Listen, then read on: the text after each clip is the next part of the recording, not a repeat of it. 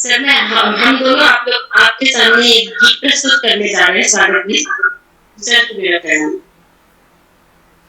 इतनी शक्ति हमें देना दाता, मन का विश्वास कमजोर होना, हम चलेंगे रास्ते पे हमसे भूल कर भी कोई भूल होना, इतनी शक्ति हमें देना दाता, मन का विश्वास कमजोर होना, दूर अज्ञान की हो अंधेरे, तू हमें ज्ञान की रोशनी दे, हर बुराई से बचते रहेंगे हम, नई जिंदगी दे, रहने होना किसी ना किसी से, भावना मन में बदले की होना, हम चलेंगे रास्ते पे हमसे भूल कर भी कोई भूल होना, इतनी शक्ति हमें देना दाता, मन का विश्वास कमजोर होना, हम सोचे हमें क्या मिला है, हम ये सोचे क्या है अर्पण, फूल खुशियों के बांटे सभी को, सब जीवन बन जाए मधुबन, अपनी करुणा का जल को बहा के, हर पावन हम चलेंगे रास्ते पे हमसे भूल कर भी कोई भूल होना, इतनी शक्ति हमें देना दाता, मन का विश्वास कमजोर होना। बहुत धन्यवाद मैम आपका, काफी अच्छा गीत गाया आपने। अब मैं आचार्य श्री अरुण जी का परिचय तो ये कहूँ कि परिचय के मोहताज नहीं है सर, और उनका परिचय देने में हम सक्षम भी नहीं है सर श्रीमान, पर क्योंकि हमारे साथ कुछ छात्र भी जुड़े हैं जो युवा हैं, नए आए हुए हैं महाविद्यालय में, तो मैं चाहूंगा कि हमारे साथी डॉक्टर नितिन सहारिया जी आचार्य जी का परिचय दे सर। डॉक्टर नितिन सहारिया जी। सभी को नमस्कार, वंदन, जय Shri Ram, Vande Mataram.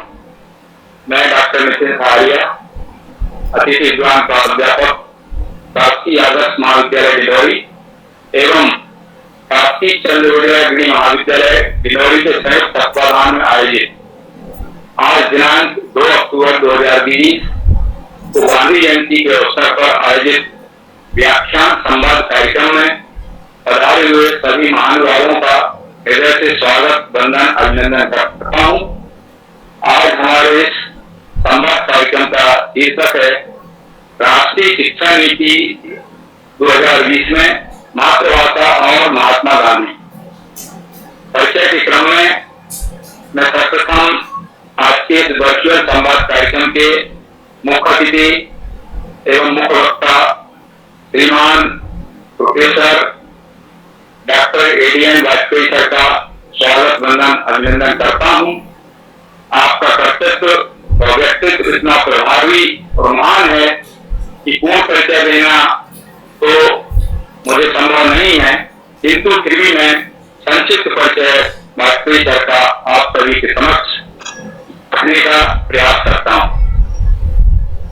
Professor doctor ADN Vajpayee sir राष्ट्रीय स्तर के ही नहीं विश्व स्तर के वरिष्ठतम अर्थशास्त्री हैं, लेखक, विचारक, दार्शनिक हैं। आप एपीएस यूनिवर्सिटी रीवा एवं महात्मा गांधी ग्रामोदय विश्वविद्यालय चित्रकूट एवं हिमाचल प्रदेश विश्वविद्यालय शिमला के यशस्वी माननीय कुलपति रहे हैं। आपका व्यक्तित्व महान है। आपके राष्ट्रीय अंतर्राष्ट्रीय स्तर पर 300 से अधिक व्याख्यान संपन्न हो चुके हैं एवं भारत विकास परिषद के द्वारा विवेकानंद सेवा अलंकरण अवार्ड भी आपको प्राप्त हुआ है। गुरु वशिष्ठ सम्मान 2018, साहित्य त्रिवेणी सारस्वत सम्मान कोलकाता के साथ साथ आपको दर्जनों सम्मान एवं अवार्ड प्राप्त हुए। आप digital president of India nominee चुने गए हैं। आपने अपने अर्थशास्त्र के ज्ञान के प्रचार प्रसार व्याख्यान हेतु अनेक विदेश यात्राएं की, जिनमें लंदन 2017, ऑक्सफोर्ड 2002, 2015, कैम्ब्रिज 2015-16 के साथ साथ आप Ghana, South Africa, Kenya, Thailand, Portugal, Lisbon भी शामिल हैं। आप लोक कल्याणकारी राष्ट्रवादी संगठनों से भी जुड़े हुए हैं एवं राष्ट्र निर्माण वसुधैव कुटुंबकम के हेतु अपना महानतम योगदान दे रहे हैं। मध्य प्रदेश शासन उच्च शिक्षा विभाग द्वारा निर्मित उच्च शिक्षा गुणवत्ता विकास हेतु सुझाव मार्गदर्शन टास्क फोर्स में आप मार्गदर्शक सदस्य की भूमिका का निर्वहन कर रहे हैं। आपके शताधिक शोध पत्र राष्ट्रीय अंतर्राष्ट्रीय जर्नल प्रकाशित हो चुके हैं। आप अनेक ग्रंथों के लेखक, संपादक, मार्गदर्शक हैं एवं वर्तमान में आप रानी दुर्गावती विश्वविद्यालय जबलपुर के अर्थशास्त्र विभाग में वरिष्ठ प्राध्यापक के रूप में सभी का मार्गदर्शन कर रहे हैं। आज के हमारे इस आयोजन में हमारे बीच उपस्थित हैं संस्था के श्रद्धेय प्राचार्य डॉक्टर समीर शुक्ल जी। आप भी विद्वान, वक्ता, विज्ञान शास्त्री हैं और खासतौर से विशेष तौर से चर्चा में उल्लेख करना चाहूंगा कि डिलीवरी में जो मॉडल कॉलेज खुला हुआ है वह आपके अथक प्रयास, परिश्रम और स्वप्न का ही परिणाम है। इस आयोजन में डॉक्टर समीर शुक्ला सर का हार्दिक अभिनंदन, स्वागत है। हमारे बीच उपस्थित है शासकीय अग्रणी महाविद्यालय डिलीवरी के प्राचार्य डॉक्टर एस.के. वर्मन सर, जो हमारे मार्गदर्शक प्रेरणास्रोत हैं। आपका भी संवाद कार्यक्रम में स्वागत है सर। एवं आज के कार्यक्रम के संयोजक डॉक्टर पार्वती पुष्पराम मैडम एवं श्री राहुल यादव जी का भी मैं स्वागत करता हूं। तकनीकी निर्देशक एवं संचालक के रूप में डॉक्टर रवि सिंह सर भी हमारे साथ हैं। आपका भी महाविद्यालय परिवार के समस्त प्राध्यापक गण, बंधु, भगिनी के साथ सभी का हार्दिक स्वागत, अभिनंदन। अब कार्यक्रम को आगे बढ़ाने के लिए मैं डॉक्टर समीर शुक्ल सर, जो हमारे माननीय प्राचार्य हैं, उनसे निवेदन करता हूं कि आज के कार्यक्रम के मुख्य वक्ता डॉक्टर एस.के. सर को सादर आमंत्रित करेंगे। जी आदरणीय श्रद्धेय वाजपेयी सर, मैं आपसे निवेदन कर रहा हूँ कि आप मार्गदर्शन दें और आप जो भी मार्गदर्शन देंगे यह इस नवीन आदर्श महाविद्यालय के लिए भविष्य की दिशा तय करने का एक रास्ता खुलेगा, मार्गदर्शन प्रशस्त रहेगा और उसी के अनुरूप आवाज बराबर नहीं आ रही है। नसीबा माइक म्यूट कीजिए। तो मैं आमंत्रित कर रहा हूँ श्रद्धेय आचार्य वाजपेयी सर को। सर बहुत बहुत धन्यवाद समीर शुक्ला जी। शासकीय आदर्श महाविद्यालय एवं शासकीय चंद्र विजय अग्रणी महाविद्यालय डिंडोरी के संयुक्त तत्वावधान में आयोजित आज के व्याख्यान और संवाद कार्यक्रम में सम्मिलित होकर के मुझे अत्यंत प्रसन्नता हो रही और इसके लिए मैं धन्यवाद देना चाहूंगा कि महाविद्यालय के प्राचार्य समीर कुमार शुक्ला जी को और नितिन सहारिया जी को, जिन्होंने मेरे साथ सतत संपर्क बनाए रखा जी सर, प्रणाम। और मुझे आज के कार्यक्रम में सम्मिलित होने का सौभाग्य मिला। मैं धन्यवाद देना चाहूंगा सुभाष कुमार वर्मा डॉक्टर पार्वती घोषाल, राहुल यादव, रवि सिंह जी को भी, जो कि बराबर इस कार्यक्रम को संयोजित करने में अपना सहयोग दे रहे हैं। दीपिका शुक्ला और अनुपम सिंह को नमस्कार। हमारे विद्यार्थी है, सबसे पहले हमारे ऊपर पहला अधिकार इन्हीं का ही है। जब हमारे विद्यार्थी होते हैं, विद्यार्थियों पर सबसे पहला अधिकार है शिक्षक का। मैं बधाई देना चाहता हूँ समीर शुक्ला जी को कि उन्होंने आदर्श महाविद्यालय की स्थापना की और भवन निर्माण कार्य में उनका सतत सहयोग रहा है। किसी न किसी व्यक्ति का तो सहयोग होता ही है और ईश्वर जो है सबको ऐसा सहयोग देता नहीं, श्रेय नहीं देता। कुछ लोग क्या है, विपत्तियों को लेकर के भाग खड़े होते हैं और काम ले हाथ में, और कुछ लोग जो है आमंत्रित करते हैं, आइए काम मिलता है सुन करते हैं। कभी गांधी के एक सेमिनार में कैम्ब्रिज यूनिवर्सिटी है लंदन के पास में,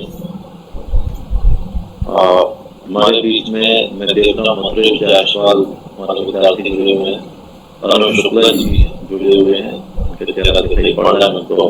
प्रणाम सर। मथुरेश जी भी थे उस कार्यक्रम में थे, तो प्रहलाद पटेल भी हमारे साथ में थे। तो उन्होंने एक अच्छी बात कही कि कोई विपत्ति जो होती है विपत्ति नहीं होती, आपदा कोई आपदा नहीं। उस आपदा को चुनौती के रूप में स्वीकार करने के नेतृत्व के पास में किस प्रकार की शक्ति है। नेतृत्व की शक्ति जो है उस आपदा को स्वीकार करते हैं, चुनौती के रूप में व्यूहरचना बनाती है और उसे उभर करके जो विकास के आयाम है, समरसता का आयाम है, उनको प्रदान करने की कोशिश करें।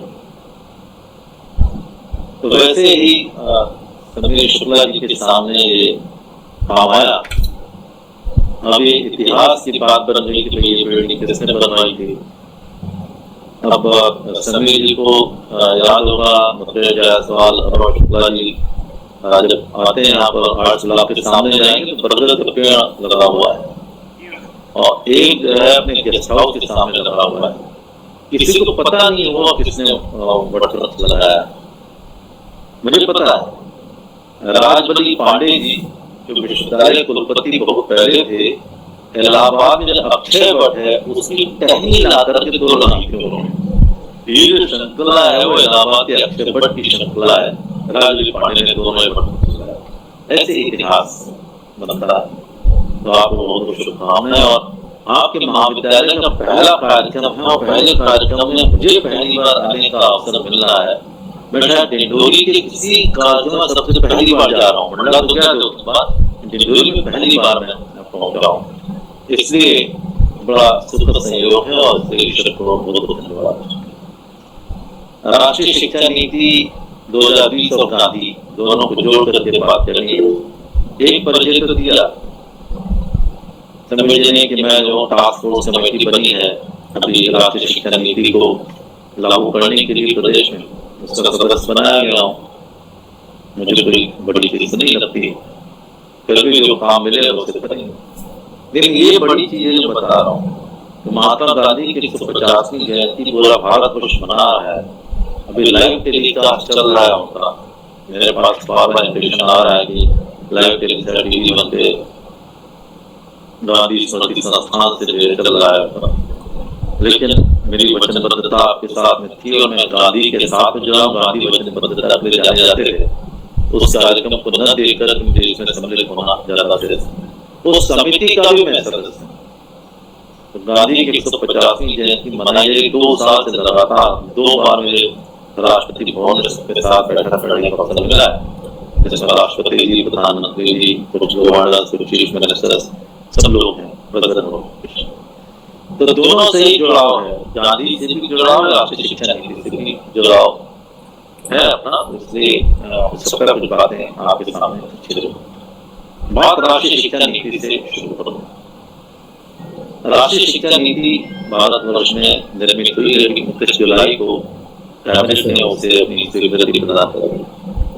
2017 में जून 17 में समझौता कमेटी बनी थी, जिसने अक्टूबर 19 में अपनी रिपोर्ट सबमिट कर दी।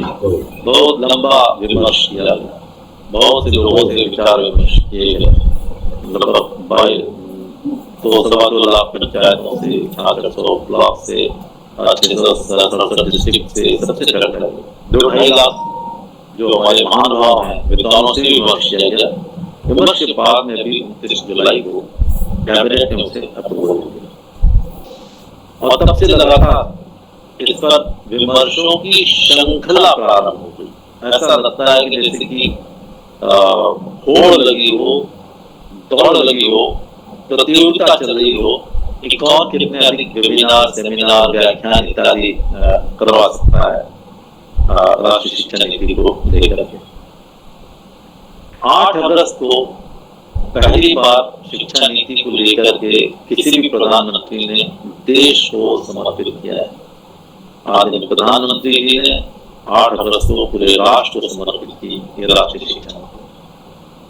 उसके ठीक 1 महीने बाद 7 सितंबर को प्रधानमंत्री जी, राष्ट्रपति जी, शिक्षा मंत्री, राज्य शिक्षा मंत्री, सारे गवर्नर्स भारतवर्ष के, सारे शिक्षा मंत्री भारतवर्ष के, सारे सचिव, सारे वाइस चांसलर इकट्ठे होकर के 10 बजे से 5 बजे तक उन्होंने इस पर मंथन किया।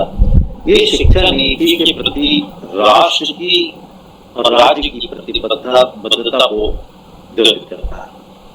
फिर जो शिक्षा नीति है वो सामान्य शिक्षा नीति नहीं जो 1986 बनी है, पहले बनकर के भेज दी गई, सरकार समर्पित कर दी गई, लागू करे या नहीं लागू करे। ये नीति है जो विजन डॉक्यूमेंट कहते हैं, विजन डॉक्यूमेंट नीति में अंतर होता है।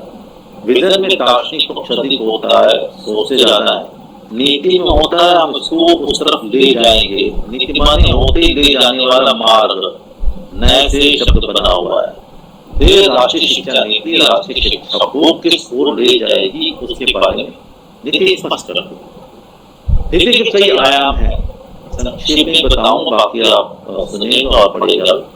एक तो 6% इसमें जीडीपी का व्यय रखने की बात की।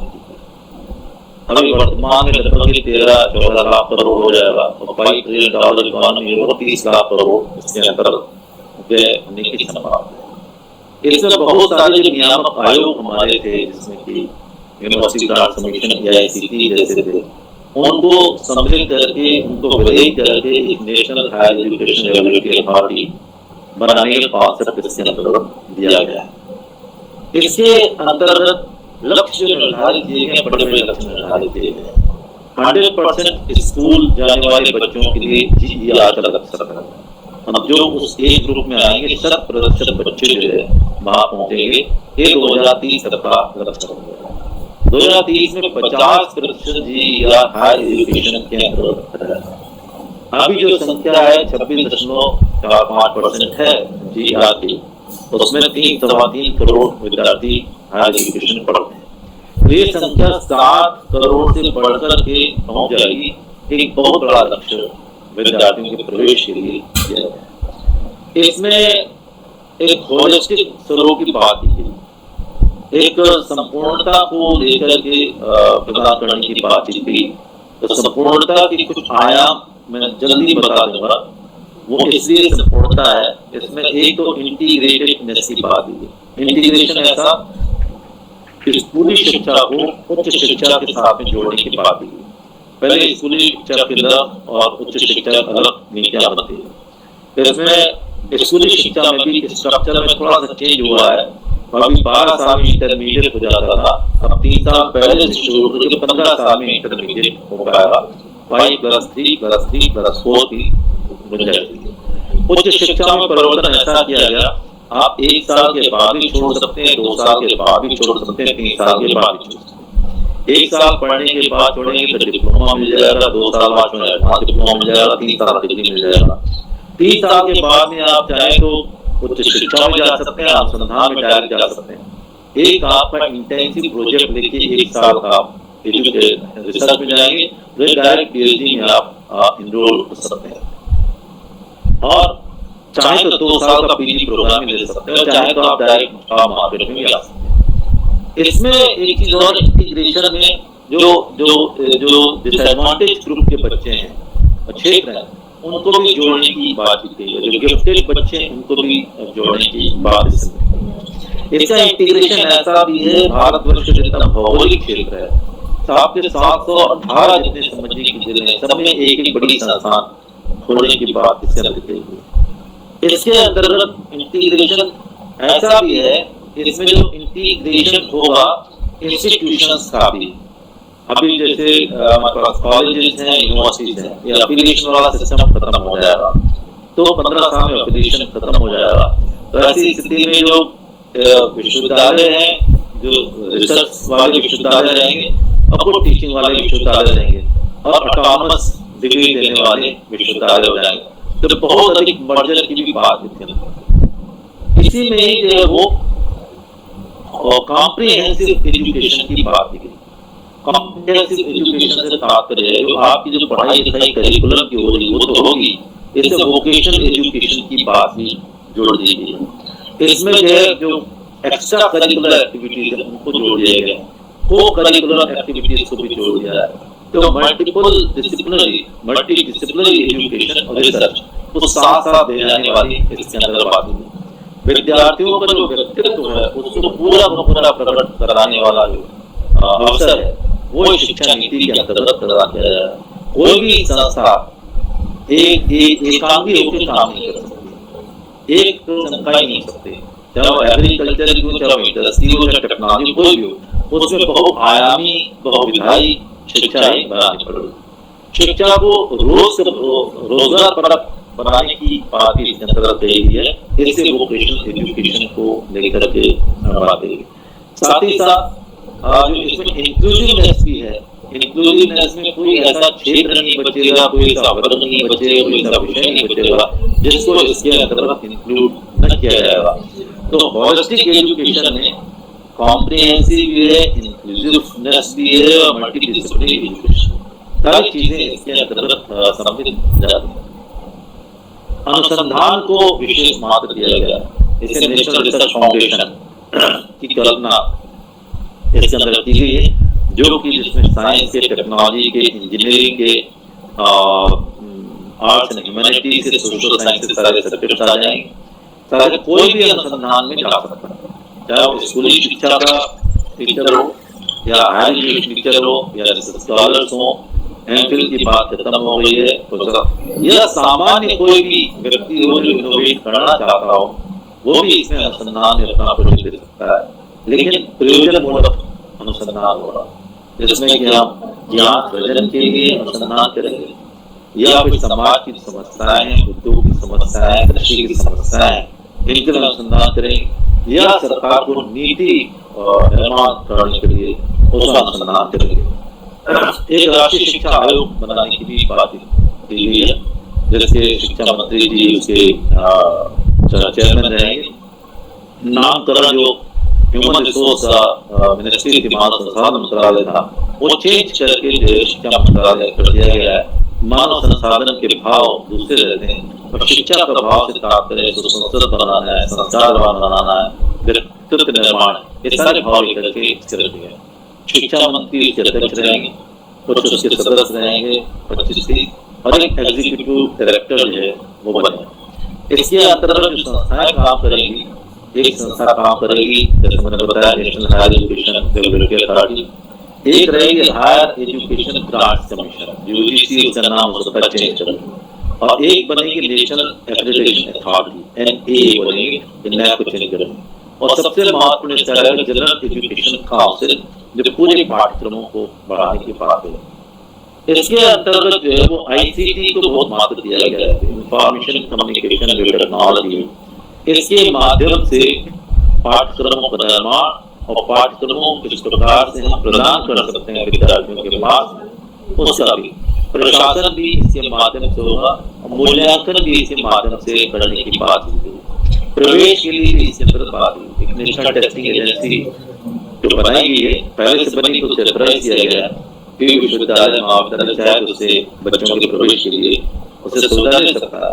इससे इवैल्यूएशन भी किया जा सकता है। इसमें जो एकेडमिक बैंक ऑफ क्रेडिट बनाने की बात है, एक विद्यार्थी पूरा रिपोर्ट कार्ड जो है पूरा बना रहेगा, उसके पोर्टल पर रहेगा, जिसको वो चाहे वो देख सकता है।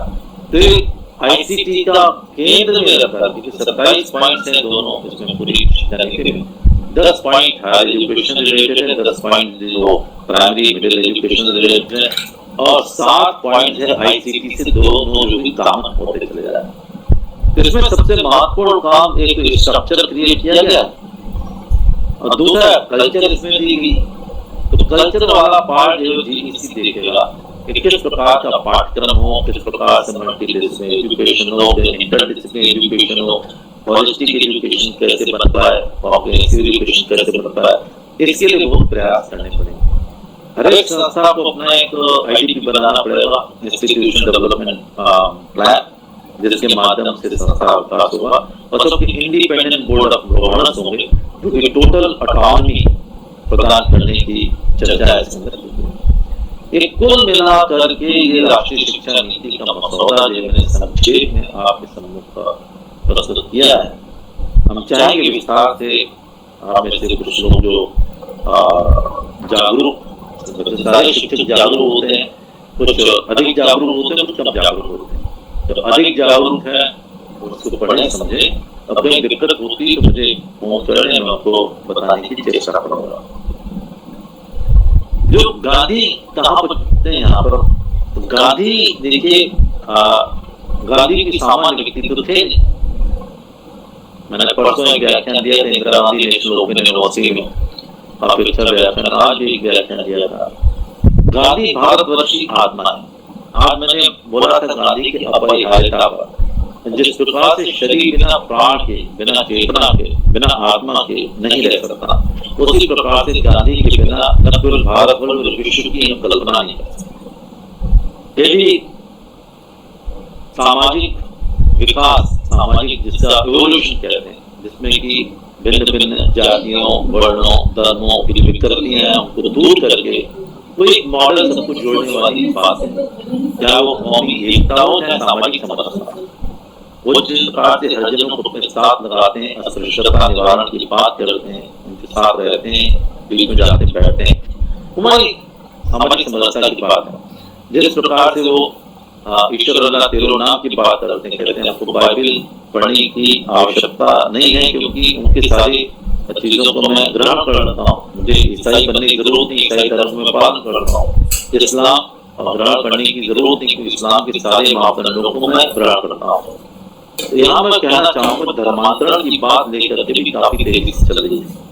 नहीं तो गांधी धर्मांतरण के विरोध में इस प्रकार से खड़े हो जाते हैं, यदि मानिए आपको ईसाई धर्म की जो करुणा है, प्रेम है, सेवा है, आप अपने जीवन में उतारना चाहते हो, तो आप ईसाई धर्म अपनाने की क्या जरूरत है और किसी को भी आपको ईसाई बनाने की क्या जरूरत है।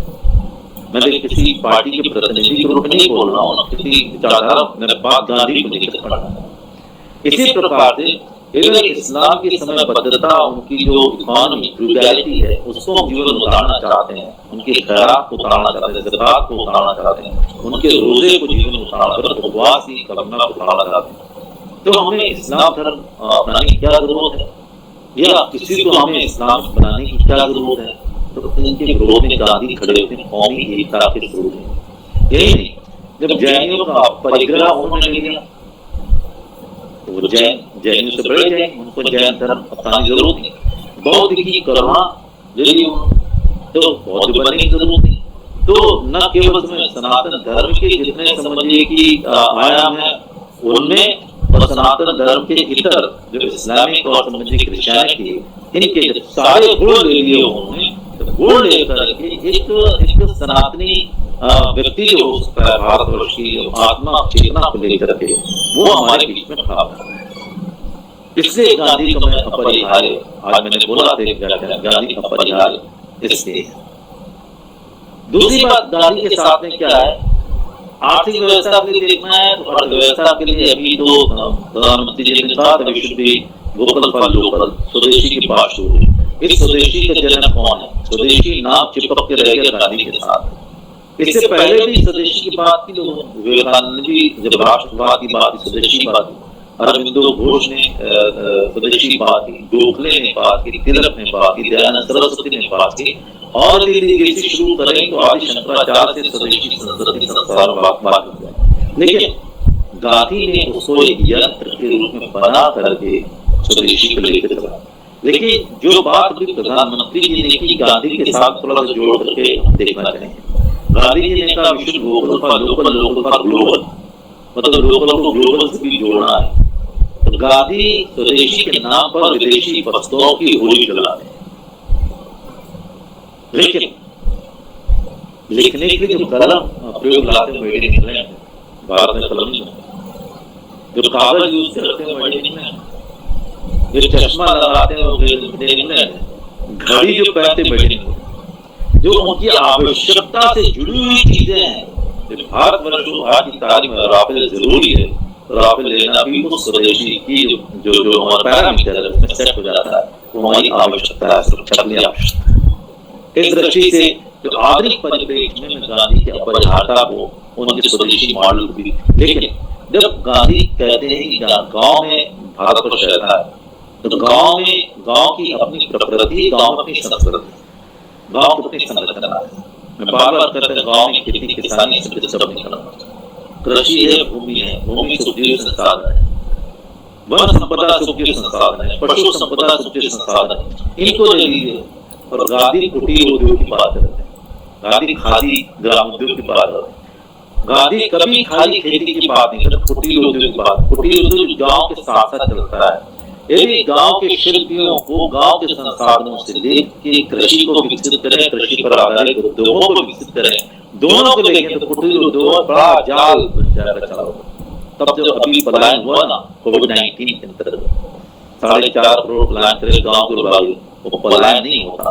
जो urbanisation based, industrialisation based model हमने अपनाया विकास का, वो नहीं बनाते। वो विकेंद्रित, सुदूर एरिया में विकेंद्रित विकास एक मॉडल जो गांधीवादी मॉडल है, उसको लेकर के चलते और वहां से आत्मस्फूर्त, आत्मनिर्भर की बात नहीं कर रहा हूँ, सेल्फ रिलायंट निर्भरता में भी कहीं की निर्भरता होती है, आत्मनिर्भरता में भी निर्भरता होती है। मैं आत्मस्फूर्त होने की बात करता हूँ, सेल्फ प्रोपेलेंट, जो अंदर से, जैसे अनार फूटता है अंदर से, अनार को आप दिवाली जलाते हैं तो अंदर से किरणें उसकी फूटती चली जाती। कहीं आप जब ड्रिलिंग करते हैं और जब पहले कुआं खोदते थे सब लोग बैठ के, तो कुआं जब खुदा बैठ जाते थे, जब पानी फूटा था तो फुहारा जैसे छूटता था, वो आत्मस्फूर्त है। वैसे आत्मस्फूर्त अर्थव्यवस्था के प्रणेता है गांधी, जिसकी आधुनिक युग में सबसे बड़ी आवश्यकता है वही स्वदेशी है, वही आत्मनिर्भरता है। आर्थिक दृष्टि से राजनीति के लिए जो जिस प्रकार से जन समुदाय को जोड़ करके स्वतंत्रता आंदोलन में भाग लेते हैं, चाहे लाहौर हो, चाहे कराची हो, चाहे ढाका हो, चाहे दिल्ली हो, चाहे कलकत्ता हो, और चाहे गोवा हो, चाहे वो शिमला हो, चाहे गुजरात हो, कोई ऐसा क्षेत्र नहीं जहां पर कि गांधी ने स्वयं भ्रमण न किया हो। अगर मान लीजिए आपको वास्तविक स्थायी राजनीति करनी है तो गांधी की राजनीति करिए। आप निर्णय में पारदर्शिता के साथ में सबको जोड़ लीजिए। कितने नेता हैं हमारे पास में आज जो राजनीति के माध्यम से जो जन नेता, जिनको हम सम्मान दे सकते हैं, और खड़े हो जाए बिना पद के, बिना मंत्रिमंडल पद के, बिना सदस्य विधानसभा और लोकसभा सदस्य खड़े हो जाए और 50 आदमी उनके साथ खड़े हो। बहुत कम लोग हैं बीच में। हमारे क्षेत्र में है प्रहलाद सिंह पटेल, पवन सिंह कुलर से लोग हैं जो खड़े हो जाए, हजारों लोग उनके साथ। बात दूसरी है, बहुत कमी हो गई है ऐसे लोगों की जो जिनके पास में सहज रूप से लोग खड़े हो जाए। वो एक राजनीति का एक अच्छा मॉडल देते हैं, प्रजातंत्र के एक ऐसा मॉडल देते हैं, चुनाव का ऐसा मॉडल देते हैं। और यही जब देश स्वतंत्र हुआ तो उन्होंने बड़े प्रेम से कहा, भाई कांग्रेस पार्टी का तो काम खत्म हो गया, इसे खत्म कर देना चाहिए। मैं नहीं कह रहा हूँ, लिखित बात है, कांग्रेस पार्टी का काम खत्म हो चुका है, स्वतंत्रता दिलाना, अब इस पार्टी के बंद कर देना चाहिए। कितनी सपाट सी सीधी सी बात, सोची समझी बात। आपको राजनीति करना, स्वतंत्रता दूसरी पार्टी बनाइए, बनाकर के आप काम करिए। ये राजनीति, गांधी की राजनीति इसमें भी। गांधी अहिंसक है और उनको पता है जबलपुर में ही जब पट्टाभी सीता में रमैया को चुनाव हुआ त्रिपुरी कांग्रेस में, सुभाष बाबू जीत गए, वो हार है। गांधी ने कहा हमारी व्यक्तिगत हार है, बोल दिया। तो वही क्या करना है, बोले सुभाष चंद्र बाबू जो कांग्रेस का काम करेंगे, लेकिन उनको कह दिया सबने कि आप गांधी से पूछ के काम करेंगे। अब सुभाष बाबू जो कुछ लिख के भेजते थे, सहमति नहीं देते थे महोदय। साल भर तक बिना कुछ काम किए सुभाष बाबू छोड़ करके चले गए, बोले हमसे नहीं हो पाया। और आपको पता है राष्ट्रपिता किसने कहा, हमारे जो बच्चे दीपिका और अनुपम बैठे हुए इनको बता रहा हूँ कि इनको महात्मा किसने कहा था पता है तुमको? टैगोर ने कहा था। टैगोर ने इनको महात्मा कहा, शायद 9 फरवरी 1915 के आसपास इन्होंने कहा कि ये जो महात्मा, उनसे महात्मा क्यों कह दिया आपने? बोले इससे कहते जिससे मन वाणी कर्म में जो एक होता है महात्मा होता है। मन से कम वचन से कम कर्म महात्मा। और राष्ट्रपिता का जो टाइटल था वो सुभाष बाबू ने इनको दिया, जिनको काम नहीं करने दिया, जिनकी जीत को इन्होंने व्यक्तिगत पराजय माना गांधी ने। उसने कहा उनसे, सुभाष बाबू सिंह पर कहा यदि मान लिया आप देश स्वतंत्र करा अपनी आजाद हिंद फौज सेना का, तो आप क्या करेंगे? बोले मैं देश को गांधी के चरणों में समर्पित कर दूंगा। ये राजनीति है। तो वैसी समाज बनाने की कला, वैसी अर्थव्यवस्था बनाने का कौशल, वैसी राजनीति करने का प्रयोग केवल गांधी के पास में है और किसी के पास में नहीं है। गांधी की जब बात आती है तो एक जो मॉडल्स, गांधीयन मॉडल की बात करते हैं। 2 मॉडल विश्व में चलते रहे। एक मॉडल पूंजीवादी व्यक्तिगत स्वतंत्रता पर आधारित, एक साम्यवादी राज्य की सत्ता पर आधारित। गांधी दोनों से सहमत नहीं है। गांधी कहते हैं भाई व्यक्ति यदि शोषण करेगा तो दिक्कत हो जाएगी, लेकिन राज्य की सत्ता यदि शोषण करेगी तो और मुश्किल हो जाएगी। व्यक्ति के पास तो चेतना होती है, आत्मा होती है, राज्य के पास तो आत्मा नहीं होती है। तो एक बड़ी बुराई राज्य से, छोटी बुराई अच्छी, व्यक्ति पर आधारित, व्यक्ति पर केंद्रित हमें जो है एक व्यवस्था चाहिए। उन्होंने ट्रस्टीशिप का मॉडल दिया। ट्रस्टीशिप से तात्पर्य होता है कि हम सब कुछ कमाएं और गठरी बांध के किनारे रख दें। न्यास माने का धर देना, मैं अपनी घर की शब्द उपयोग कर रहा हूँ। संन्यास माने पूरा का पूरा हमने किनारे रख दिया, संसार त्याग दिया, हमको मतलब ही नहीं। संन्यास का छोटा भाग है न्यास। जितने न्यास बनते हुए, न्यास क्या है? न्यास के सब लोग लेकर इकट्ठा करके इकट्ठा कर दिया, हम उसका उपयोग नहीं करेंगे। हम उसके क्या है? चौकीदार हैं, मालिक नहीं। मालिक न हो करके हम सिर्फ समझिए जब हम एक संरक्षक की भूमिका में आते हैं, एक समझिए चौकीदार की भूमिका में आते हैं, तब समझिए हम न्यासी बन जाते हैं उसके। तो उन्होंने न्यास धारिता कहा। न्यास धारिता न केवल उद्योग धंधों के, बल्कि पूरा का पूरा जो प्रकृति पर्यावरण, इसके भी हम उपभोग करने वाले नहीं है, स्वामी नहीं है। पूंजीवाद साम्यवाद दोनों ही उनके स्वामित्व प्रदान करता है। गांधी कहते हैं नहीं, स्वामित्व तो ईश्वर का है, स्वामित्व तो प्रकृति का। हम अपनी आवश्यकता अनुसार जितना हो उतना ले लेंगे और उस संवर्धन के लिए प्रकृति पर छोड़ दें, जिसको जितना जरूरी हो उतना दे देंगे। एक बार भोजन करने के बाद में बाहर निकले नेहरू जी, गांधी जी को हाथ धुला रहे थे और नेहरू जी कहीं और सोचने लगे। पानी दे रहे, लोटे हाथ धोया तो 2-3 बूंद के बाद पानी हटा दिया, पानी जो गिरता रहा, नेहरू जान गया होता। गांधी तुम क्या कर रहे हो? अरे बापू तो गलती हो गई, आपने इतने कम में हाथ धो लिया। बोले हाँ इसलिए धो लिया, जो बचा हुआ पानी है उन लोगों के पास में ऑटोमेटिक पहुंच जाएगा जहां पर इनको जरूरत है। तो आवश्यकता उनका पोर्टेबल कोड है। कहते हैं कि प्रकृति के पास में आपकी आवश्यकता पूरा करने, पूरे विश्व की आवश्यकता पूरा करने के लिए तो सब कुछ है, लेकिन एक व्यक्ति के लालच पूरा करने के लिए संसाधन नहीं है। ये पर्यावरण को संरक्षण करने के लिए, तो उपभोग को कम करना, आवश्यकताओं को सीमित रखने करके जो भाव है वो समझिए कि गांधी का भाव आता है, जिससे पर्यावरण स्वतः संरक्षित हो जाएगा, परिवर्तित हो जाएगा और तो इसमें अलग से प्रबंध करने की आवश्यकता नहीं। गांधी सत्यवादी हैं। गांधी के जो 7 सिद्धांतों में सत्य सबसे प्रमुख है। इन सत्य किसके लिए सत्य कहते हैं? सत्य दिखावा करने के लिए, प्रदर्शन करने के लिए, सत्य स्वयं के लिए। उनके 3 सबसे प्रमुख जो सिद्धांत हैं, वह सबसे पहला थे प्रयोजन होना चाहिए। जिंदगी, आपने जिंदगी किस लिए जी रहे हो? लाइफ का there should be purpose of life. और पर्पज ऑफ लाइफ सिर्फ समझ के भारतीय ऋषियों ने ही दिया, कोई पर्पज ऑफ लाइफ ही नहीं। सारे संसार के जितनी सभ्यताएं हैं, विशेष पाश्चात्य भौतिकवादी सभ्यताओं ने सिर्फ eat drink and B Mary वाला लक्ष्य दिया है। जीवन किस लिए है, जीवन का उद्देश्य क्या है, वो भारतीय ऋषियों ने पुरुषार्थ चतुष्टय में दिया, धर्म अर्थ काम मोक्ष के अंतर्गत दिया। उसको लेकर गांधी ने कह दिया कि भाई एक प्रयोजन होना चाहिए, बिना कोई भी काम नहीं होना चाहिए, बिना प्रयोजन के कोई व्यक्ति नहीं होना चाहिए। उनका हर एक कार्य में प्रयोजन मूलक है। यदि बकरी भी पाल रहे हैं तो प्रयोजन मूलक है, डांडी मार चल रहे हैं तभी प्रयोजन मूलक है, चंपारण का अगर मान लीजिए ट्रेन से उतार के फेंक दिए गए, उसको प्रयोजन के रूप में इतना बड़ा सत्याग्रह में कन्वर्ट कर दिया। विश्व के सत्याग्रह सबसे बड़ा प्रयोग जो है 7 जून 1893 को पीटर मैरिट्सबर्ग स्टेशन हुआ। मैंने दीपिका वो स्टेशन देखा है जहां पर गांधी जी को फेंका गया था। मैं जब गया था, डरबन गया था India Brazil south Africa summit में इंडिया रिप्रेजेंट करने के लिए, तो वहां से जोहान्सबर्ग, डरबन से जोहान्सबर्ग जाते हैं, रास्ते में डरबन गया तो डरबन में मैंने उनका वो देखा जा करके फिनिक्स आश्रम जहाँ पर गांधी जी रहते थे, टॉलस्टॉय आश्रम जिसका नाम दिया बाद में, और वो स्टेशन जहाँ पर गांधी की बस्ट प्रतिमा लगी हुई है, लिखा हुआ है यहाँ पर वो विश्व का व्यक्ति फेंका गया जो कि आज का विश्व का सबसे बड़ा प्रतिनिधित्व करने वाला व्यक्ति। तुम्हें आश्चर्य होगा जान करके विश्व का केवल एकमात्र ऐसा व्यक्ति है जिसके अभी मैं रिकॉर्ड देख रहा था, मुझे पता था 156 देशों में 70 देशों में जहां उसकी प्रतिमाएं लगी हुई, 70 देशों में 195 देश हैं पूरे विश्व में। पहले मुझे 156 देश पता थे, आज मैंने रिकॉर्ड देखा तो 70 देशों में उनकी सारे विकसित होते हैं विकासशील देशों समेत, यहाँ तक पाकिस्तान बांग्लादेश में भी प्रतिमा लगी।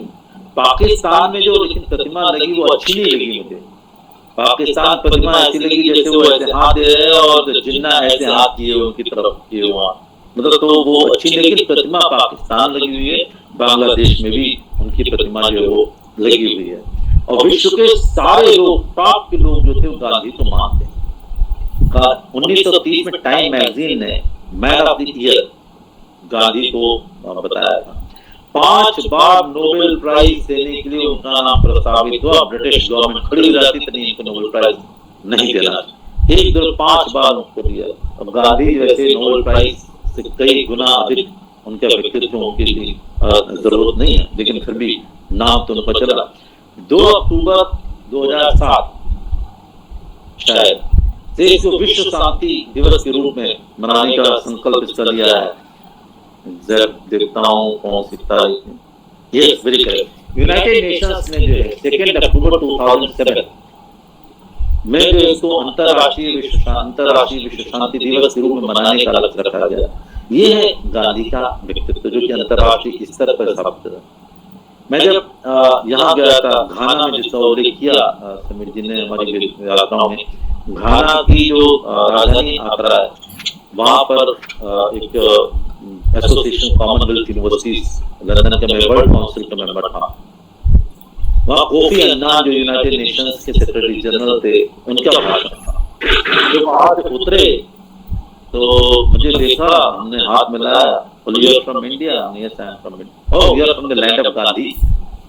देखिए इंडिया में किसी की याद नहीं किया उन्होंने, भारत किसी की याद नहीं किया, मतलब 5 सेकंड की बातचीत हुई होगी और आप गांधी के देश से हो, गांधी के देश से। ये गांधी जो है हमारे भारतवर्ष का जो है पर्यायवाची बना है। गांधी जो हमारे घरेलू समस्याएं उनको सुलझाने में तो दक्ष ही पड़ी है।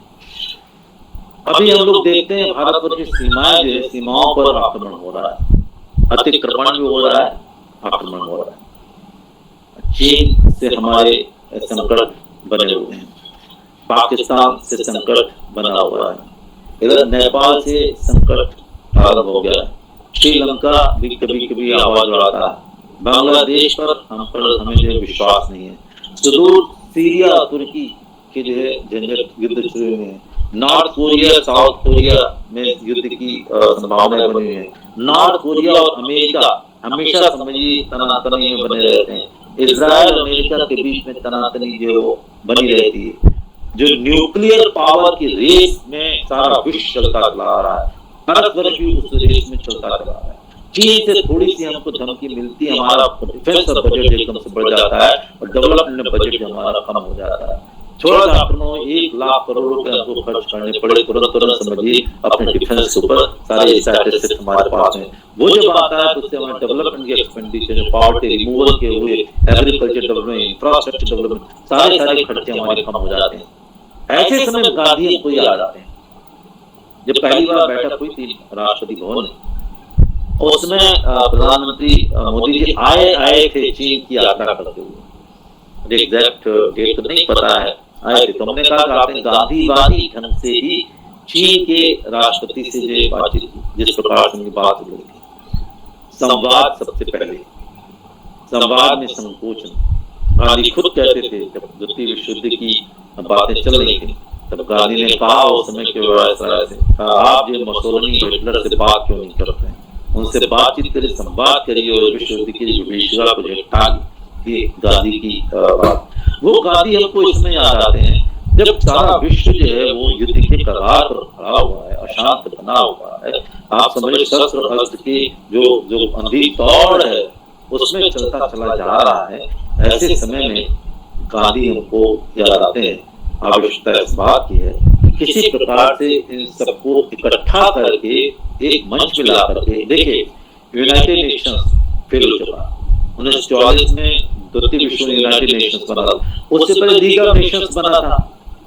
मैं पॉलिटिकल साइंस स्टूडेंट्स ने भी थोड़ी बहुत सोचा है मेरे पास में, लीग ऑफ नेशंस बना था प्रथम विश्व, वो फेल हुआ।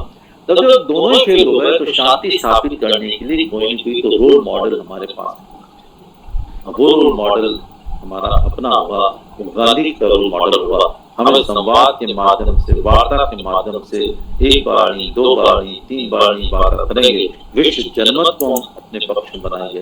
जब कोविड-19 में मुझे पता चला कि ये चीन की देन है, तो सोशल डिस्टेंसिंग का हमने कॉन्सेप्ट यूज किया था, global distancing from China, global distancing from China and minus China programme, ये पूरा हमने बनाया था। और यूनाइटेड नेशंस के सेक्रेटरी जनरल के पास हमने चिट्ठी लिखी थी कि आप जो इसमें पापड़ी और चाइना को अलग थलग कर दीजिए। उसके बाद बहुत सारे जो रिवर्स ग्लोबलाइजेशन का भी कॉन्सेप्ट आया, चीन के विरुद्ध बहुत सारी चीजें हुई, तो वो एक अलग क्रम के अंतर्गत होती चली गई। लेकिन इसको जो इसमें ध्यान तो देना पड़ेगा, हमको वार्ता भी करना पड़ेगा, जहाँ सत्याग्रह भी करना पड़ेगा, जहाँ हट भी करना पड़ेगा, जहाँ आंदोलन भी करना पड़ेगा। कई तरह के समझिए, कई तरह के यंत्रों का उपयोग हमको करना पड़ेगा। इसलिए मैं कहता हूँ कि गांधी जो है वो आज के युग में अपरिहार्य हैं, प्रासंगिक हैं, आवश्यक। राष्ट्रीय शिक्षा नीति के अंतर्गत एक तो शिक्षा, डायरेक्ट शिक्षा नीति जो गांधी से जुड़ी हुई है, यदि गांधी का नाम नहीं लिया गया है, मैंने देखा, मुझे कहीं गांधी इसमें दिखाई नहीं पड़ा। जैसे हिंदी शब्द नहीं दिखाई पड़े, अमर शुक्ला जी कहीं आए थे, शायद चले गए होंगे, मैं कह रहा था इसमें हिंदी मातृभाषा की बात कही गई, हिंदी ऐसे शब्द हमें होती की मात्र आधा ना दावड़ी मात्रा, ऐसा हिंदी कहीं इसमें दिखाई नहीं पड़ा। मैं जब बोला था आईटी रुड़की में और अभी इग्नू में भी बोला था हिंदी, तब मैं देखा था। वैसे गांधी भी इसमें हमको दिखाई नहीं पड़े होंगे, हो सकता है। लेकिन गांधी ने जब शिक्षा की बात की थी, तालीम की, नई तालीम की बात की और बुनियादी शिक्षा की बात। और बुनियादी शिक्षा के अंदर कहते हैं शिक्षा होनी चाहिए, लेकिन शिक्षा केवल शिक्षा, उसमें कुछ जो है उनके शिल्प, कुछ कला, कुछ ऐसी जो है वो चीजें बनाने वाला कौशल भी आ जाना चाहिए। उनका उद्देश्य काष्ठ कला पर था और वस्त्र कला पर था। गांधी का मिट्टी के कुछ बर्तन जैसे बनाने वाले, खिलौने का बनाने वाला चाहिए, कुछ चरखा चलाने वाली कला आ जानी चाहिए, और कुछ लकड़ी का सामान बनाने वाले। और बहुत समय तक प्राइमरी से लेकर सेकेंडरी लेवल तक के एजुकेशन में ये जो वोकेशनल एजुकेशन के टाइप था वो जुड़ा हुआ था। ये गांधी की नई तालीम, गांधी की बुनियादी शिक्षा का भाव। शिक्षा नीति के अंदर जब भाग देखो तो छठे से ही क्लास 6 से एक स्किल देने वाली बात इसमें डाली गई। जब स्किल देने वाली बात आएंगे तो स्किल जो है लोकल स्किल भी हो सकती है, स्किल जो हमारी प्रोविंस की हो सकती है, स्किल नेशनल हो सकती है, स्किल कोई भी स्किल हो सकती है। लेकिन देखिए स्किल वो स्किल हो जिससे कि हमारा परंपरागत आधार हो, जिससे कनेक्ट सोसाइटी के साथ में हो, वो स्किल हो। तो जब स्किल की बात आएगी छठे से लेकर के, तो गांधी की जो बात आती है, गांधी बुनियादी शिक्षा छठे से पहले की बात करते हैं, वो तो शुरू से कहते हैं। जैसे आप अक्षर ज्ञान कराना चाह रहे वैसे ही इसका भी ज्ञान कराए, बिना समझे प्रयोग के चीजें कैसे पता चल पाए। तो वो बात यहाँ पर स्पष्ट तौर पर हो जाती है। वर्तमान जो शिक्षा, राष्ट्रीय शिक्षा नीति है, वो रोजगार परक इसलिए है कि 6 साल तो आपको जो है छठी से 12वीं तक के, और 3 साल का भी है, 6-9 साल की स्किल ओरिएंटेड आपके पास में एजुकेशन मिल जाएगी। उसको लेकर के आप चाहें तो डायरेक्ट समझिए कि अपना कोई इंटरप्रेन्योर शुरू कर सकते हैं, खुद धंधा शुरू कर सकते हैं, रोजगार प्राप्त कर सकते हैं, रोजगार देने वाले बन सकते हैं। वो आपकी चॉइस बहुत बड़ी हो जाएगी। जो अभी तक या तो समझिए कि बड़े उद्योग या पब्लिक सेक्टर, मैं बताऊं पूरे विकास की रणनीति जो भारतवर्ष की बनी हुई है, या तो बड़े उद्योगों का आधार पर या पब्लिक सेक्टर का आधार पर। हमारे छोटे मझोले उद्योग, अगर एमएसएमई की बात की, लेकिन एमएसएमई जो है वो ज्यादा पूरा काम नहीं कर पाया। कुटीर उद्योग पर, चाहे वो शहद बनाने वाला हो, चाहे देशी घी बनाने वाला, चाहे बढ़ई का काम हो, चाहे लोहारी का काम हो, चाहे सोनारी का काम हो, चाहे जुलाहे का काम में, अपने वो सरकारी उपयोग कर गाँव में यूज करते हैं। होता क्या, हम लोग अपने गाँव के शब्दों, जैसे बढ़ई का हो, बढ़ई एकदम से लगता है बढ़ई की बात कर रहे हैं, हमें एक्सप्लेन करने वाली है। जब काश्तकार कहें कारपेंटर, काश्तकार को एक्सप्लेन करने की जरूरत पड़ेगी। अरे हमारे पास एक स्थापित चलने वाला शब्द है, उसको हम क्यों नहीं उपयोग में लाते हैं? मेरी समझ नहीं, ऐसा पराभव बोध हमारे मन में क्यों है? जो चलता, जो हम जिस समाज से उठकर के आए, हम समाज से उठ के आए शब्दों के लिए उपयोग कर लेंगे, तो उपयोग करने से हमारी ऊर्जा बच जाएगी। तो एक बात ये जो कि राष्ट्रीय शिक्षा नीति में गांधी को डायरेक्ट कनेक्ट कर देता है, जिसमें कि वोकेशनल एजुकेशन को, जो रोजगार परक शिक्षा है, वो जोड़ देती है। दूसरी बात, गांधी से एक बार कहा गया कि आपको एक देश के प्रधानमंत्री बना दिया जाए तो आप क्या करोगे? बोले कल तो मैं बनूंगा नहीं। बोले मान लीजिए अगर आप बना दिया आपको एक दिन के लिए प्रधानमंत्री, आप क्या करोगे? तो अगर एक दिन प्रधानमंत्री बन गया तो मैं अंग्रेजी खत्म कर दूंगा। अंग्रेजी का चलन देखिए हमारे बच्चे कितने खुश हो रहे हैं, दीपिका, अनुपम, समीरी, सबके चेहरे क्यों है। ये मातृभाषा में शिक्षा का जो लक्ष्य रखा गया है हमारी शिक्षा नीति के अंतर्गत, एक बहुत बड़ा है। और मुझे लगता है गांधी की आत्मा जो बहुत पसंद है। ऐसा नहीं गांधी की अंग्रेजी नहीं आती थी, गांधी तो लंदन पढ़ने गए तो बाहर लॉ किया था, प्रैक्टिस करते थे, साउथ अफ्रीका में जाते, इंग्लिश उनको आती थी, अच्छी इंग्लिश आती थी। लेकिन उनको पता था इस इंग्लिश में जब बोलते हैं तो हमारे सामने इंग्लैंड और इंग्लिस्तान दिखाई देता है, और जब हिंदी बोलते हैं तो हिंदी हिंदुस्तान दिखाई देता है, भारतवर्ष दिखाई पड़ता है। हिंदी में पूरा भारतवर्ष, भारत संस्कृति दिखाई पड़ती है। हिंदी पर मैं एक बार भी बोल रहा था, मातृभाषा पर हमें सारी चीजें आएंगी।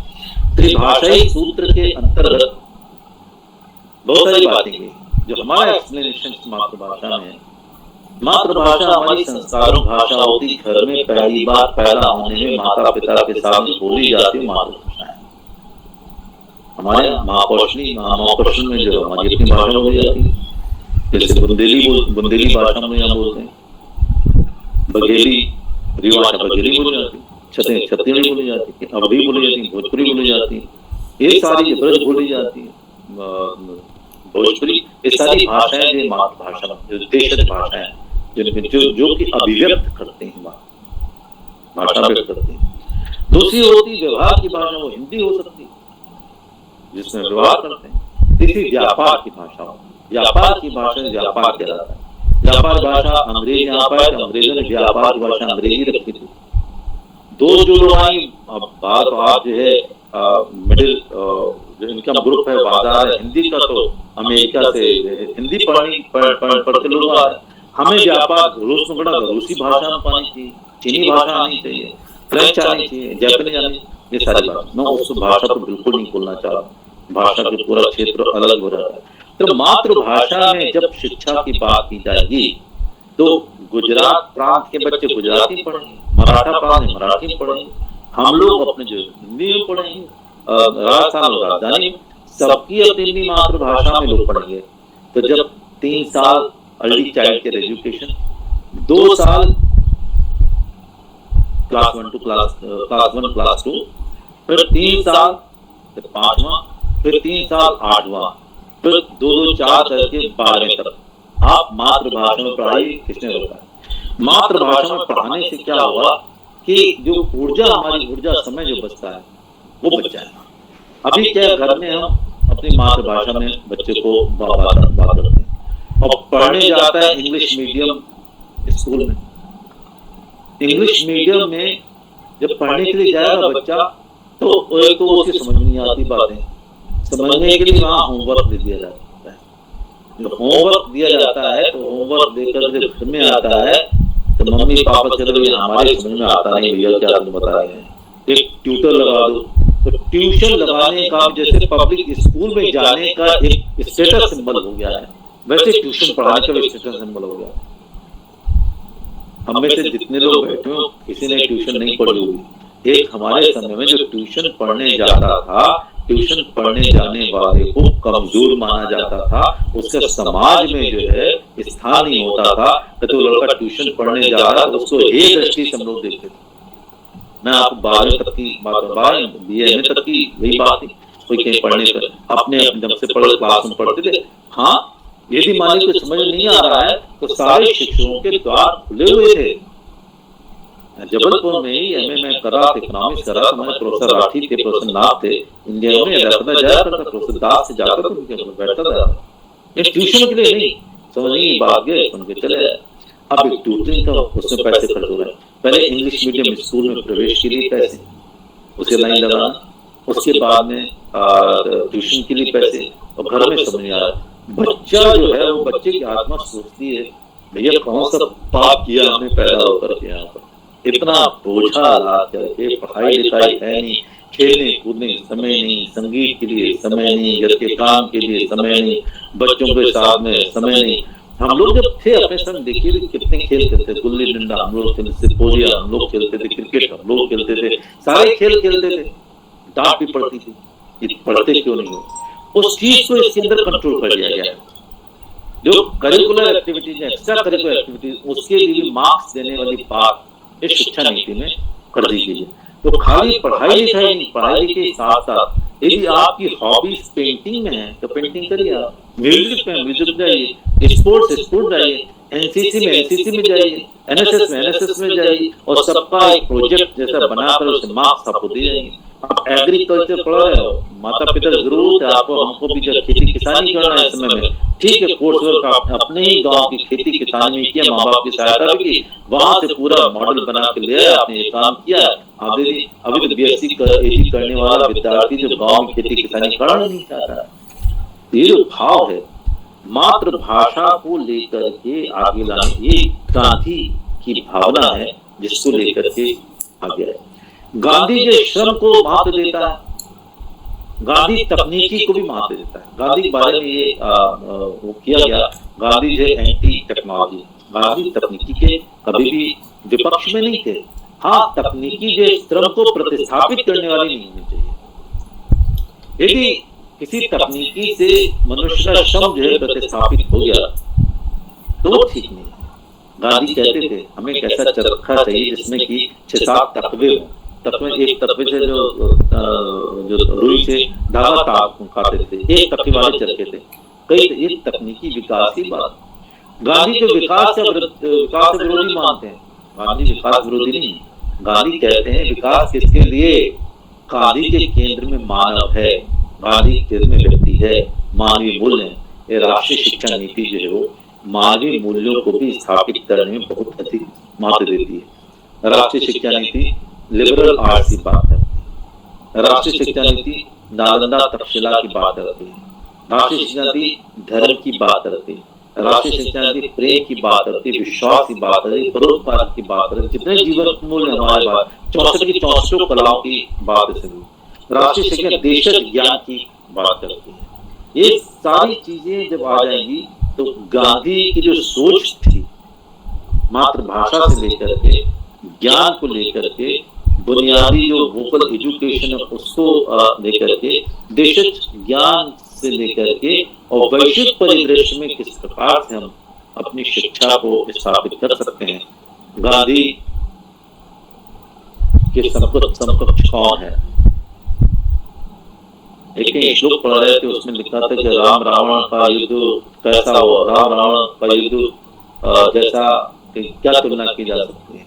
तो राम रावण युद्ध, राम रावण युद्ध समा, राम रावण का युद्ध राम रावण युद्ध के ही समान हुआ। और समुद्र कैसा होता है, विश्व समुद्र जैसा होता है। सूरज कैसा होता है, सूरज जैसी होता है। आसमान कैसा होता है, आसमान जैसी होता है। उसकी कोई तुलना नहीं होती। गांधी जैसा कौन है, गांधी ही है। गांधी जैसा व्यक्ति सिर्फ गांधी है, उसकी किसी से तुलना नहीं की जा सकती। गांधी हमारा अपना है, गांधी के सिद्धांत हमारे अपने हैं। गांधी ने कोई ऐसी बात नहीं की जो उन्होंने प्रयोग के आधार पर सिद्ध न की हो। इसलिए गांधी से कहा गया कि इस पे संदेश दीजिए, तो गांधी कहते मेरा जीवन ही मेरा संदेश है, मेरे जीवन से शिक्षा हो। जब आत्मकथा लिखी, लिखा सत्य के साथ प्रयोग।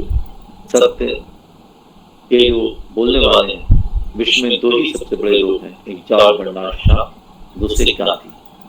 जाल बर्नार्ड शॉ कुछ आगे भी चले जाते हैं, गांधी ने कुछ मर्यादाएं अपने बीच में रखी। वो चाहते हैं सत्य अपने प्रति रखो, वो चाहते हैं प्रयोजन रखो। गांधी चाहते हैं बड़े बड़े लक्ष्य रखो, लेकिन छोटी छोटी चीजों से संतुष्ट होना भी जानो।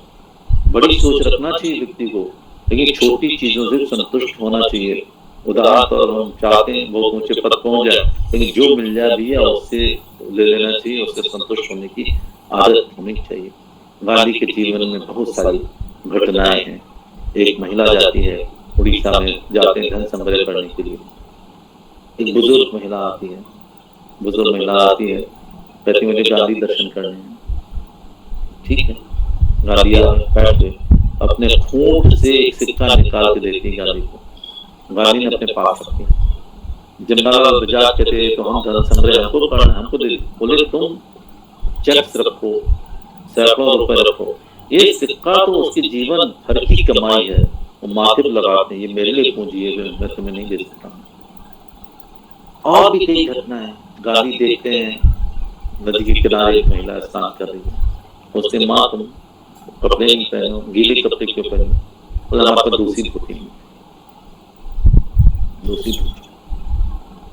गांधी संकल्प लेते हैं आधी धोती पहनो।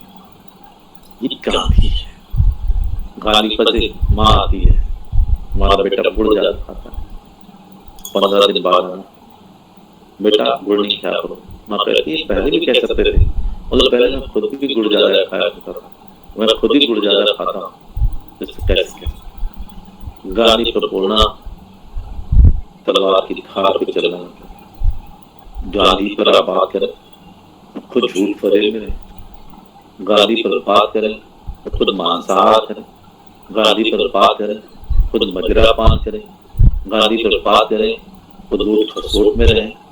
गांधी पर बात करें तो खुद पारदर्शी में रहें। गांधी की बात है, डॉक्टर ने बताया नहीं आपको गांधी बोलने के लिए, मना कर दी, गांधी नहीं बोले। गांधी पर बोलने वाले कुछ न कुछ गांधी पर अमल करना चाहिए, और गांधी को सुनने वालों को बहुत बहुत धन्यवाद। वंदे मातरम।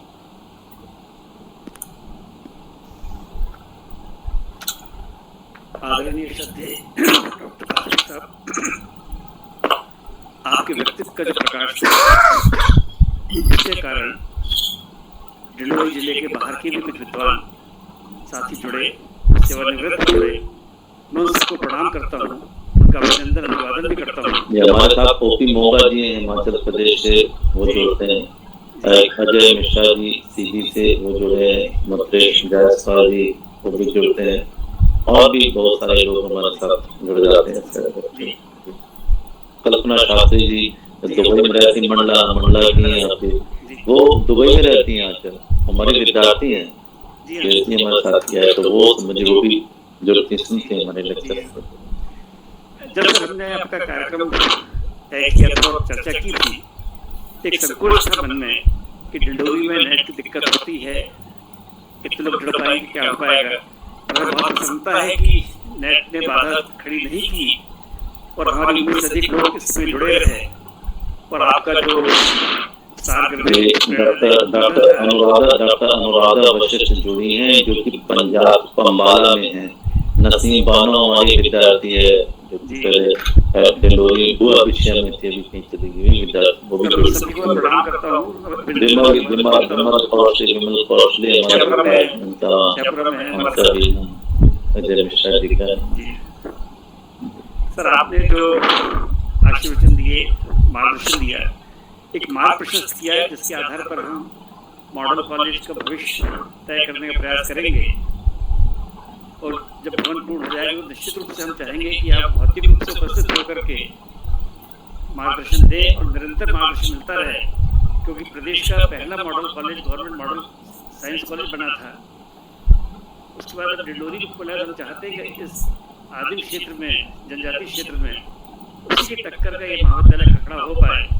निश्चित रूप से आप जैसी विभूतियाँ हैं, ऋषि परंपरा के संवाहक हैं, इन सबका आशीर्वाद, मार्गदर्शन लगेगा और उम्मीद करता हूँ कि सतत हम लोगों को मिलता रहेगा ये।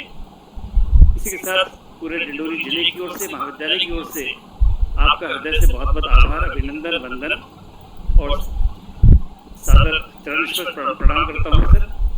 और जो जोड़े थे बाहर से विद्वान लोग, उनका भी अभिनंदन, वंदन, वंदे मातरम। इसके साथ आपकी अनुमति के साथ ये कार्यक्रम सफलतापूर्वक संपन्न हुआ, इसके लिए समापन की आज्ञा चाहता हूँ। नमस्ते नमस्ते सर, एक बात मैं करना चाहूँगा। सर प्रणाम सर, आयोजन समिति को बहुत बहुत आभार।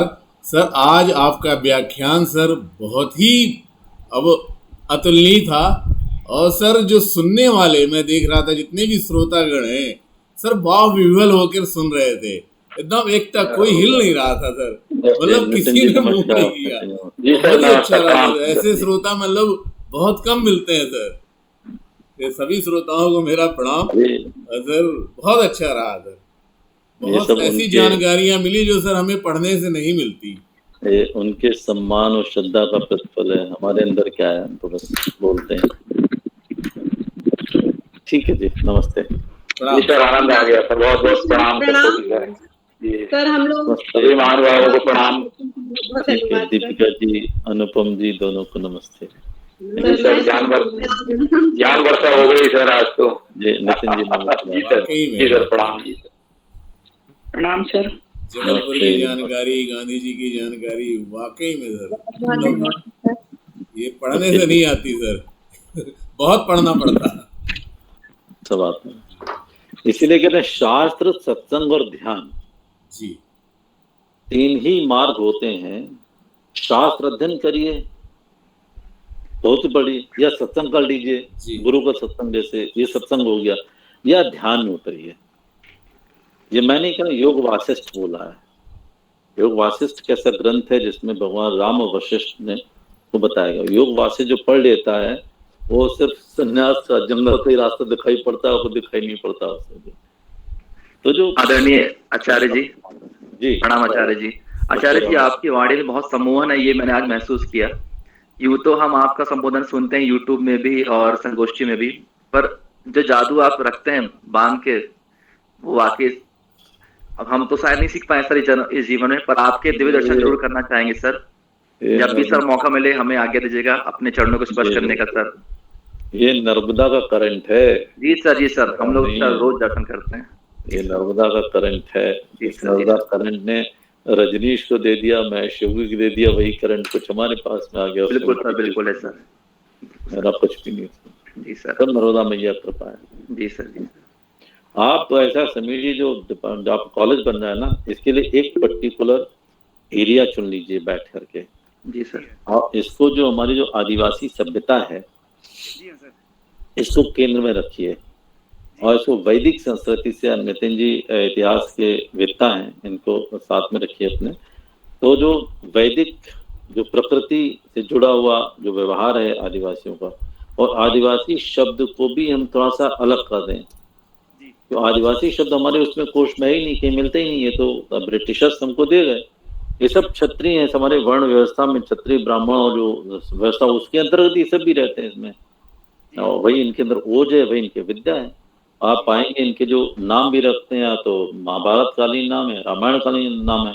नाचा जो होता था, तीजन बाई जो नाचा करती, जो विषय वस्तु होती थी, उसमें या तो महाभारत की होती थी या रामायण की विषय वस्तु होती थी। अभी भी आप जो नृत्य होते हैं आदिवासी, वो सारे तो प्रकृति के पास में जो है, तो वैदिक संस्कृति के ऊपर कोई अनुसंधान करना, उससे पाठ्यक्रम बनाना, उससे जोड़ के आदिवासी को अव्यवस्था बनाना, उसकी क्या इनकी जो सामाजिक व्यवस्था है, राजनीतिक व्यवस्था है, धार्मिक व्यवस्था है। अब देखिए संस्कारों की बात होती है, अब आदिवासी हैं, पूर्व जन्म पुनर्जन्म दोनों मानते हैं, संस्कार इनके यहाँ होते हैं, तीज परिवार होते हैं, देवी देवता ये मानते हैं, तो हैं हिंदू, सनातनी हिंदू, अधिक हिंदू, वैदिक हिंदू, बाकी लौकिक हिंदू थोड़ा सा परिवर्तन हो गया। इसमें क्या समझिए कि केंद्र बन सकता है, उसको लेकर के डिंडोरी से शुरू करिए और अंतरराष्ट्रीय स्तर पर जहां जहां समझिए आदिवासी लोग बैठे हैं, सब पे हम चर्चा कर देंगे, व्यवस्था बना दीजिए। ठीक है, ठीक सर, धन्यवाद सर। अच्छा जी, थैंक यू जी सर, प्रणाम। नमस्ते नमस्ते। ठीक है सर, मीटिंग आगे रही जब। जी सर, धन्यवाद सर। जी जी, प्रणाम प्रणाम। Thank you. Okay Ajay, thank you.